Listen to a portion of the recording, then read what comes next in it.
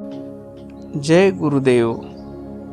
जाणणे नेनने तया नाही, जाणणे अवघेची नेने, सर्वस्व आपण होणे अवघेची. या ओवीतून संत शिरोमणी शिवयोगी मन्मथ माऊली आपल्या परमरहस्य या प्रासादिक ग्रंथातून आत्मज्ञानी संताची स्थिती, सद्गुरूची स्थिती, सद्गुरूची अनुभूती या ओवीतून शब्दरूपात प्रगट करत आहेत. जाणणे नेनने तया नाही. मानवी बुद्धी दोन टोकावर चालते. एक टोक म्हणजे जाणणे आणि दुसरं टोक म्हणजे नेनणे. एक टोक म्हणजे ज्ञान, दुसरं टोक म्हणजे अज्ञान. पण सद्गुरुनाथ या ज्ञान आणि अज्ञान या द्वंद्वाच्या पलीकडे असतात. सुख दुःख, तहान भूक, ज्ञान अज्ञान, मान अपमान या सर्व द्वंद्वाच्या पलीकडे ते द्वंद्वातीत असतात. सद्गुरू म्हणजे केवळ ज्ञानाचा अधिकरण नाही, तर ते अशा अवस्थेत असतात जिथे मी काहीतरी वेगळे जाणतो हा अहंकार उरत नाही. त्यांच्यासाठी ज्ञान आणि अज्ञान या स्वरूप सागरावरील दोन लहरीच असतात. ते आपल्या चैतन्य स्वरूपात अखंड असतात. जाणणे अवघेची नेणे हे विधान वरवर पाहता विरोधाभासी वाटते, पण त्यात परमोच्च सत्य दडलेले आहे. आपली गुरु माऊली राष्ट्रसंत परमपूज्य आप्पा ज्यांनी 4 वेद, 6 शास्त्र, 18 पुराण, 28 शिवागमे, सिद्धांत शिखामणी, परमरहस्य सर्व शास्त्राचं अध्ययन केलेलं होतं. ज्ञानेश्वरी, विचारसागर, दासबोध, विचारचंद्र उदय अशा सर्व ग्रंथाचं अध्ययन केलेलं होतं. पण ते जाणून तेची होईचे, झालेपणाचा आठव आटीचे. मी काहीतरी जाणतो आहे, मी ज्ञानी आहे अशी किंचितही अहंकाराची छटा त्यांच्या ठिकाणी नव्हते. ते सामान्य भक्ताला बोलताना त्या सामान्य भक्ताच्या पातळीवर येऊन उपदेश करत,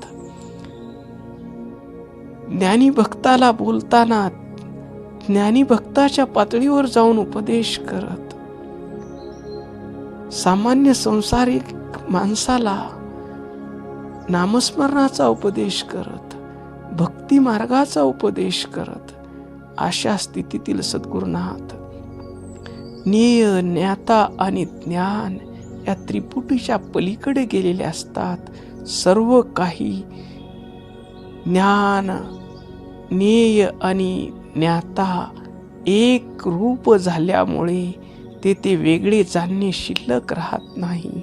सर्वस्व आपण होणे. सद्गुरुनाथ विश्वरूप झालेले असतात, विश्व चैतन्याशी समरस झालेले असतात. चराचरात आपला आत्मस्वरूप पाहतात. विश्वची माझे घर, ऐशी मती जयाची स्थिर, किंबहुना चराचर आपणची झाले.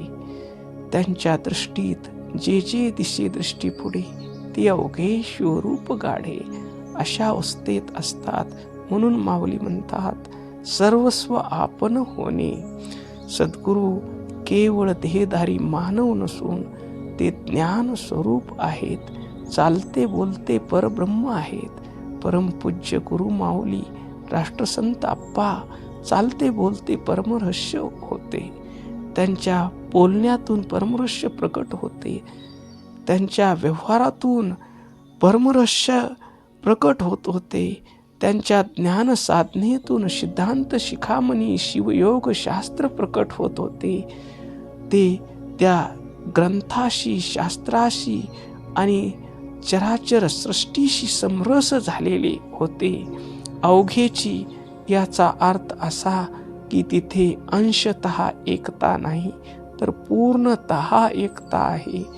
अशा ब्रह्मनिष्ठ सद्गुरूची शिष्यावर जेव्हा कृपा होते, त्याचं अंतःकरण शुद्ध होतं, गुरुचा बोध मिळतो, त्यावेळेस तो शिष्य सद्गुरू मी आणि हे जग हे तिन्ही वेगळे नसून एक चैतन्य आहे अशी अनुभूती त्याला येते. या ओवीतून संत शिरोमणी शिवयोगी मन्मथ माऊली विदेह आणि अद्वैत स्थितीचे दर्शन घडवतात.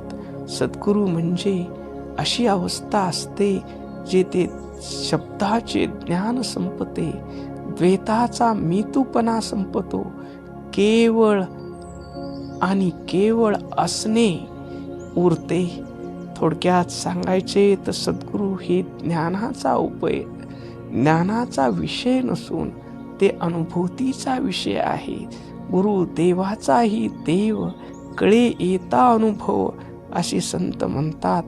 त्यांना बुद्धीने जाणता येत नाही तर स्वतःला त्यांच्या चरणी समर्पित करून आपला मीपणा, आपला अहंकार त्यांच्या चरणावर समर्पित केल्यानंतर त्या सद्गुरूच्या स्वरूपाची आपल्याला अनुभूती येते. ओम शांती शांती शांती.